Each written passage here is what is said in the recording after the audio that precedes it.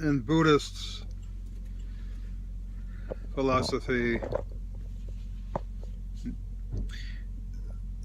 you really have to literally, I was listening to the Yoga Sutras and some other of the sacred texts, and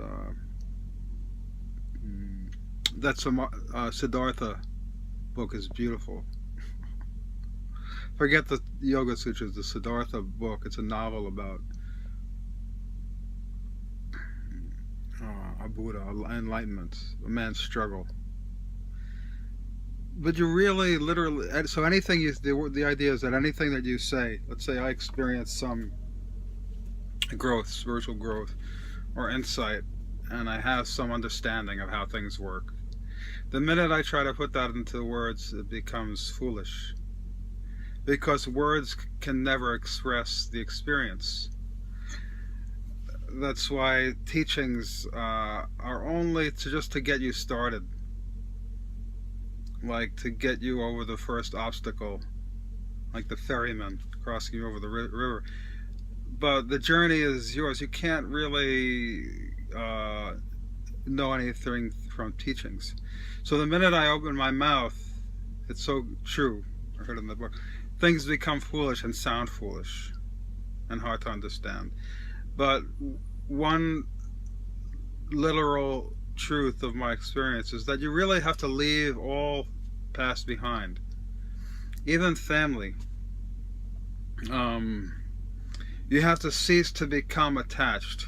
So in other words, the love that you bear for your family, it can be is no different than the love you feel for any life, any living thing. There's nothing special about it, you understand? And if you explore it within yourself, logically, it makes perfect sense. Because love is not a quality, when you achieve that sense of love, which is part of enlightenment, is not a quality that's exclusive to anything. It's just, it's all living things, all living beings, and sharing that compassion. So look at the range of emotions we have towards our family. They're no different than the deep hatreds that we have in society when we see things that disgust us or we don't like.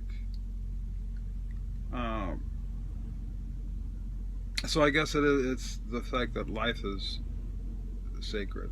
I mean, I have trouble with that. I mean, if you read that story, listen to that story, you'll see this man goes through similar changes. It's beautiful to see. You'll see yourself in that man, Siddhartha. You'll see yourself in all the range of changes that he experiences. And then you say, oh, I'm just another man. So I still have my dislike of humanity in the sense that I don't like seeing just wherever I go, cities and people and roads and concrete structures, and the earth is just filled. Wherever you look, it's just more humanity. So in that sense, I don't think we're any more special than any other species. I don't think we have a right to